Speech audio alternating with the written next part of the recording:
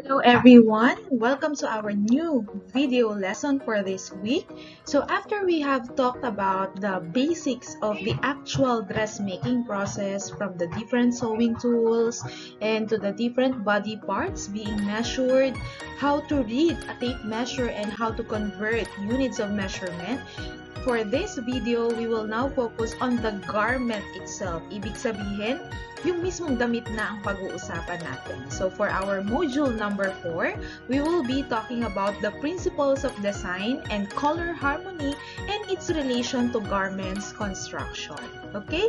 So I hope you will finish watching this video so that you learn about these different principles and color harmony.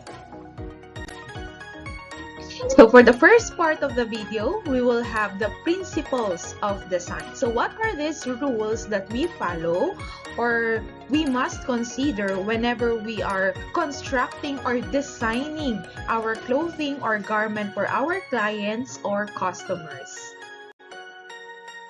Are you familiar with the term principle?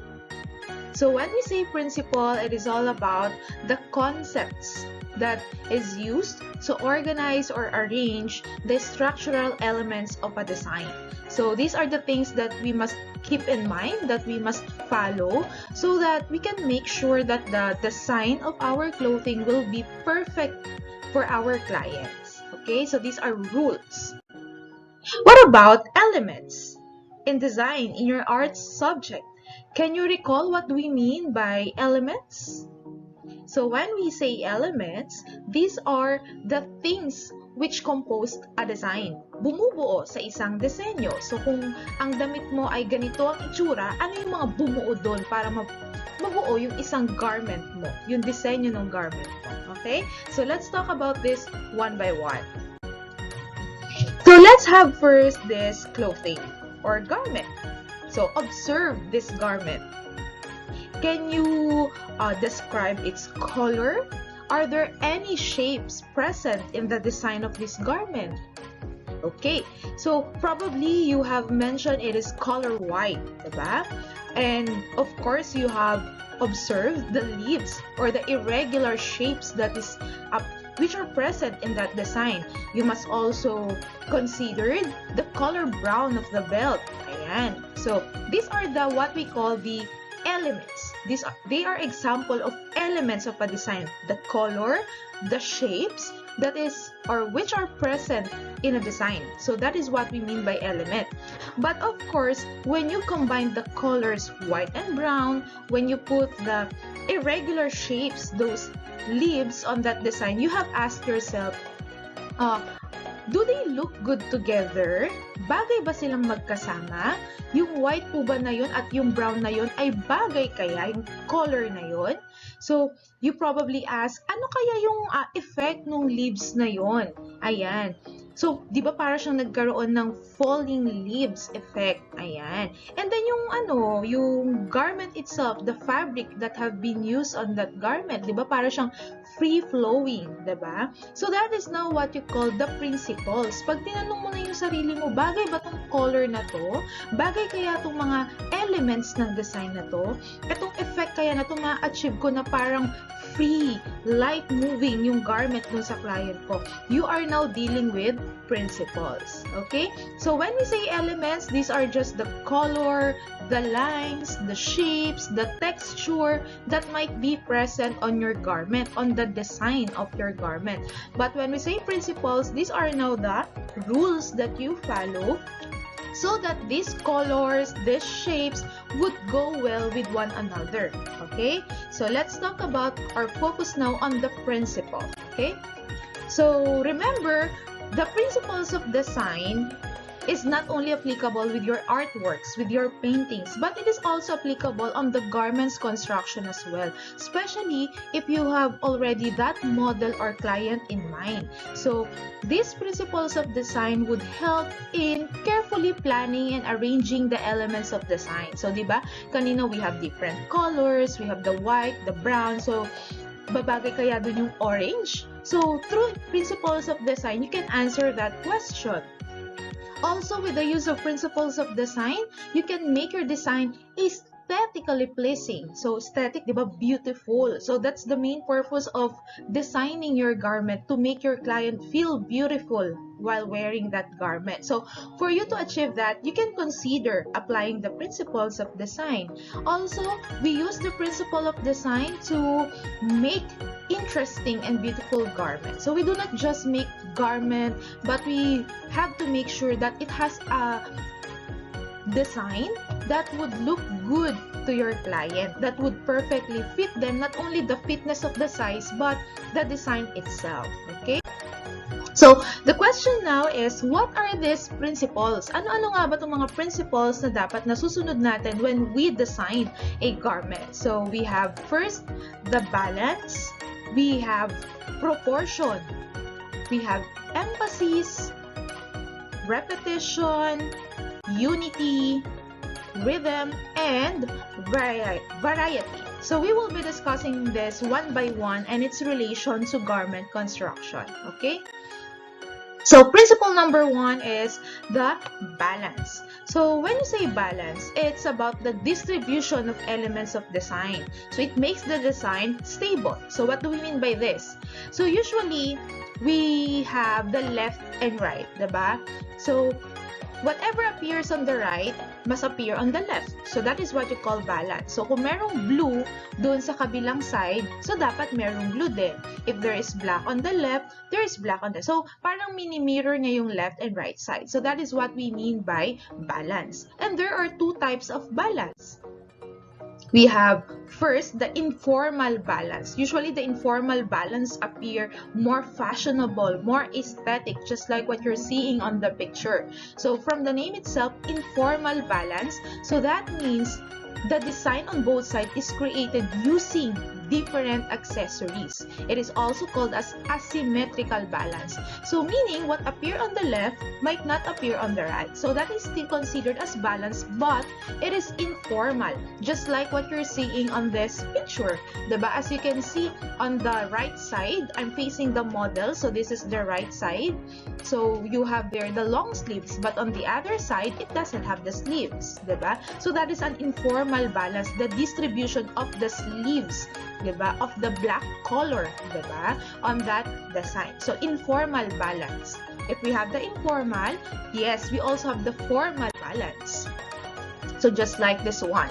So when we say formal balance naman, it is the equal weight on both sides. So ito yung sinasabi ko kanina, that what appeared on the left will appear on the right. So this is also called as symmetrical balance. So as you can see, if you cut the design into half vertically, so whatever appeared on the left will appear on the right. So that's what you mean by formal balance. So for example, you have your shorts. So you put a pocket on the right side, and then on the left, wala. So that is what you call informal balance. But if you put pockets on the left and right side of your shorts garment, so that means you're observing formal balance. Okay? Next. So we are done with balance. Next principle that we have is proportion. Ayan. So it is a very important principle that you must keep in mind when you are dressing your client. So when we say proportion is the relation of the parts with each other. So you always have to think that whenever you are dressing up your client, he or she must feel beautiful. Okay? So yun. Now, if you're going to take a look on these pictures, you could see the big difference ng nagsuot siya ng long sleeve and then short sleeve. Nagsuot siya ng V-neck, so nagsuot siya ng turtleneck, diba? You can already see the effect on the bust. If you could see the model is not petite but have a larger frame of body, diba? So you can see the effect of having the lower V neckline and then having the closed neckline, diba? So it made her bust look bigger, which in effect, mas nagmukha siyang malaki, and even her arms, diba? So there is nothing wrong with that. So sabi nyo nga, no to body shaming. But if we could, not hiding, but enhance, diba, the appearance of our client through clothing, so we must do that. Ayan, so going on the middle part, so diba, dito medyo maluwag, dito medyo nag-fit. So dito nagkaroon ng mas shape yung katawan niya. Unlike dito, nagmukhang malaki yung middle part niya. And then looking at the skirt, 'di ba? So dito naman nag-short siya. So nagmukhang malaki yung upper body niya on this side, unlike dito na mas nagmukha siyang may shape. So that is what you mean by proportion. Okay, the effect on the size of your design to the body of the client. Okay? This is another example. Same outfit, same colors, probably same balance. However, look at how the size affected the appearance of your client while wearing the clothing, diba? So you can see kapag medyo loose, nagmumukha siyang mas matanda, mas nagmumukha siyang mas may weight, diba? Unlike on this one, mas mukha siyang stable, mas mukha siyang dignified, mas mukha siyang confident, diba? So that is what we mean by proportion. Okay po? Next, the next one that we have here is the principle number 3. So tapos na tayo sa 1 and 2, the balance and then the proportion. The next one that we have now is emphasis. Ayan. So emphasis. When we say emphasis, it is the center of attraction or the part of the design that catches the attention. So looking on this model, when you first saw her, nung unang lingon mo sa kanya, saan unang tumingin ng mata mo? Probably on this belt, the red one. That is now what you call the emphasis. So it is the most striking part of the design. So if you would like to put ribbons, belts, that or patches, so that is what you call emphasis. Ayan. So yung pinaka-center of attraction. But not every clothing design must be put on emphasis depending po sa event, depende sa occasion, depende sa magsusuot. Ayan. So, but on this picture, yes, you have the red belt. That is the emphasis of this clothing. Okay? Next, so we are done with balance, proportion, and emphasis. Next, we have principle number 4, and this is what we call the repetition. So there are some designs that you would like to repeat the lines, you would like to repeat the shapes. Ayan. So that is what you call repetition. So it is the repeating of an element at an interval. Meaning, katulad po nito, you repeated the color white and black. So you repeat it alternately. So that is what you mean by interval. Salit-salit sila. The element repeated is the color, the black and white color. And also, kung napansin ninyo, nirepeat niya rin yung horizontal line. So, kaya nagmukha siyang stripes, diba? So, that is what you call repetition. So, depending on the design, depending on the clothing that you are making, so you could also apply repetition. So, if you have clothing, like, balik tayo sa shorts. So, kung yung shorts ninyo ay plain color, so that means there's no repetition that happen. Walang pag-uulit. Walang pag-uulit ng color. Plain lang siya. So, no repetition at all. Okay? That could be possible. Hindi naman po lahat ng principles kailangan may apply. Depending pa rin dun sa damit na ginagawa natin at kay client na magsusuot. Aside from color and lines, yes, you can also repeat shapes. If you could see, di ba, parang meron siyang square na iba-iba yung kulay, iba-iba yung pattern. Ayan. So, that is repetition from green, punta siya sa violet, and then yellow, bumalik na naman siya sa green, sa yellow, ayan. So, that is what you call repetition. Okay? That makes a pattern. So, nagmumukha siyang stripes. Ito nagmumukha, para siyang chessboard, di ba? So, that is what you mean by repetition. Next, principle number 5. The principle number 5 is what you call the unity. Ayan. So, as you could see from the balance, proportion, emphasis, to repetition, pag pinagsama-sama mo yun, you have to make sure that they would go well with one another. Na dapat bagay sila pag pinagsasama-sama mo. Ang red kaya ay bagay sa yellow. Ang straight line ba ay bagay sa ribbon. That is what you call unity.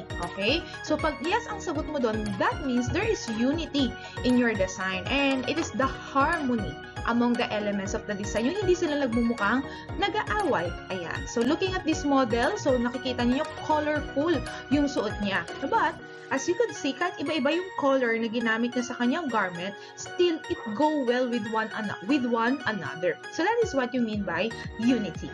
Okay? Another example, so iba-iba yung color, an orange blazer with a tube top inner, violet naman yung color with ribbon, and then you have there the blue-green pants and then the bag. So, but combining them together, it looked good on the model. So that is what you call harmony or unity. Okay? Principle number 6. Ayan. The principle number 6 is what you call the rhythm. So when you say rhythm, it's not the the dance, the movement that your clothing or garment makes whenever you are wearing them. So it is the mood or movement, diba? So when you see this white, when you see this white garment, probably you would think, ay, pupunta to sa isang formal event, diba? Pag naka-red, iniisip ninyo, ay, may birthday. Pagka naka-black, diba, iniisip ninyo, may patay. So that is what you call rhythm, diba? So depending again on the occasion, on the client na ginagawa ninyo, you must be able to make a perfect rhythm of clothing for him or for her. Ayan. So yung leaves, 'di ba? Nung nilagay niyo yung leaves, parang flowing lang siya, 'di ba? Parang nalalaglag lang siya, parang calming or relaxing yung dating niya. So that is what you call rhythm. Okay? Principle number 7. So the principle number 7 is what you call the variety. So variety means the use of several elements. Ibig sabihin yung pinagsasama-sama mo na yung ibang color, iba-ibang design. So again, kung isang color lang yung garment na ginawa mo, that means wala siyang variety. Okay? Pero kung gumamit ka ng, katulad po na nakikita niyo dito sa example, you have a lot of colors, different colors, several colors. So that means there is a variety on the color of your garment. Another.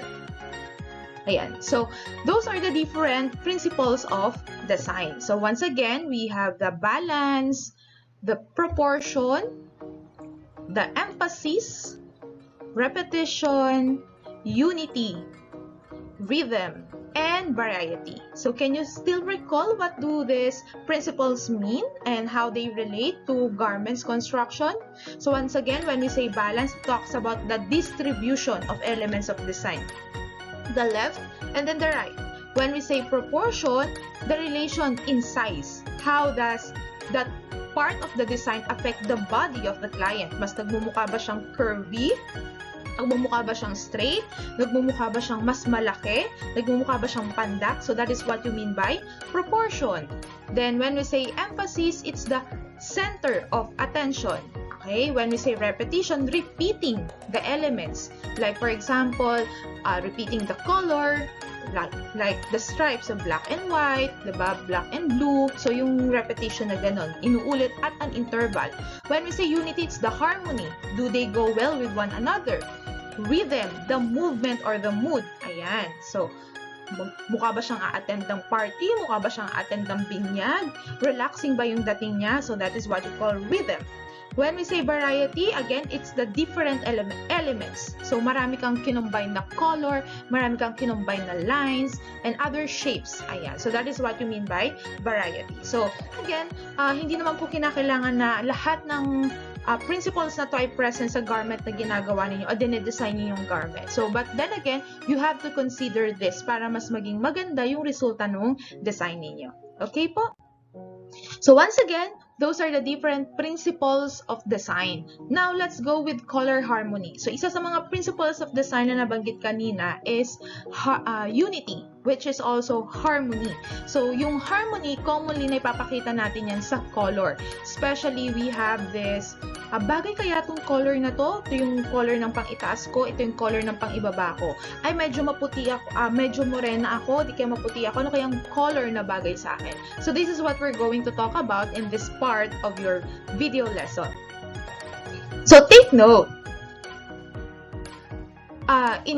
While talking about color harmony, papasok po yung term na color schemes. Ayan. Which is based on the color wheel. So, do not forget the color wheel. Everything that we're going to talk about in this part is based on the color wheel. Ayan. So, when we say color schemes, it describes how each color relate to one another. So, yung relationship ng colors, do they look good together? Bagay ba silang dalawa? Based sa color wheel. Okay? So there are a lot of color schemes, but we are only going to talk about the 5. 5 lang po yung pag-uusapan natin dito. Okay? So what are these color schemes which could be your basis? Ano yung mga bagay na color sa paggawa ng design ng garment? We have the monochromatic, analogous, complementary, split complementary, and then the triad. So they are all color schemes na pwede ninyong maging basehan para isipin anong colors yung bagay para sa paggawa ng garments ninyo, design ng garment. So let's talk about the color scheme number 1. So as you could see, para siyang effect ng lightest to darkest, diba? So this color scheme is what you call one color harmony, okay? Or what you also call the monochromatic. Ayan, pag sinabing mono, isa lang. Okay, so monochromatic from the pinagsasama-sama mo lang using the same color in different value and intensity. Ibig sabihin, red. So pinagsasama-sama mo lang yung iba't ibang shades ng red from the light going to darker to the darkest red. So just like in this design. So this is what you call the one color harmony or monochromatic. Okay, so you can apply that on your design. And usually kung titignan ninyo, formal, diba? Parang formal yung nagiging dating niya. Okay, so that's monochromatic. So, ayan. So, looking on the color wheel, ayan. So, you can use different shades of red, different shades of orange, green, blue, the blue violets, and when you apply that in the clothing ng ito lang linya na to, so that is what you call monochromatic or one color harmony. Okay? Next, the color scheme number 2 is what we call the analogous or adjacent color harmony. Ayan, adjacent. Again, ang basis po natin dito is the color wheel. So, adjacent colors meaning magkasunod. Adjacent colors in the color wheel are harmonious. Meaning, pagka tumingin ka daw po sa color wheel, yung magkakatabing kulay, yun daw po ang bagay sa bawat isa. So, let's say you have green. So, if you have green, ang po pwedeng bagay na pagsamasamahin ninyo is yung blue and then the darker blue. Kaya ito po, nakita nyo po yung garment niya, even hanggang sa sapatos, so yun yung pinagsama-sama niya. So that is what you call the analogous color harmony or adjacent color harmony. So if you have, for example, if you have picked yellow, so yung yellow, green, and then green, that would look good together. If you have picked orange, then you could have red, ayan, and then the violet or red-violet. So, yan na po yung mga bagay, yung magkakatabi doon sa ating color wheel. If you have blue, a blue-violet, ayan. So, yung violet, bagay silang dalawa. So, that is what you call adjacent color harmony. Okay? Yung magkatabi po sa color wheel. Next, color scheme number 3. It is the complementary colors. Complementary colors. Again, basing it on the color wheel. So, on the color wheel, the opposite colors are harmonious naman. Okay? So, meaning, if this is orange, hahanapin nyo po yung katapat niya sa color wheel, and that is blue. So, meaning, orange and blue are harmonious. Kaya po nakita ninyo yung damit niya is plain blue, but the shoes and then the purse are orange. Ayan. So, yun po yung ibig sabihin natin ng complementary colors. Let's say you have yellow. So, puntahan nyo po yung katapat ng yellow, and that is violet. So, that is what you mean by complementary colors. Yung magkatapat sa color wheel. Okay? Next is color scheme number 4. It is the split complementary colors. So what do we mean by this? Kanina sa complementary yung katapat. So in the split complementary, we look for the base color first. So pili ka muna ng isang kulay. And then, you would look for the two colors adjacent to its complement. What do we mean by this? Looking on the color wheel. So let's say you would like to have a color between the red and orange. So red-orange. Hanapin niyo po yung katapat niya. Okay? So that would be blue and green. Ayan. So the blue-green. Okay? Now, kung yan yung katapat niya, look for the adjacent on its both sides. Tignan niyo po yung katabi. So ang katabi niya ay itong blue na to at yung may yellow-green dito. Okay? So that means sila po ang mga bagay na color. Again, choose the base color first. You have the red, orange. Tignan nyo yung katapat. So, hindi nyo na po ulit siya papansinin. Tignan nyo yung katabi sa magkabilang side. So, you have this blue and then you have the yellow-green dito po banda. Okay? So, that is what you mean by the split complementary colors. Color scheme number 5.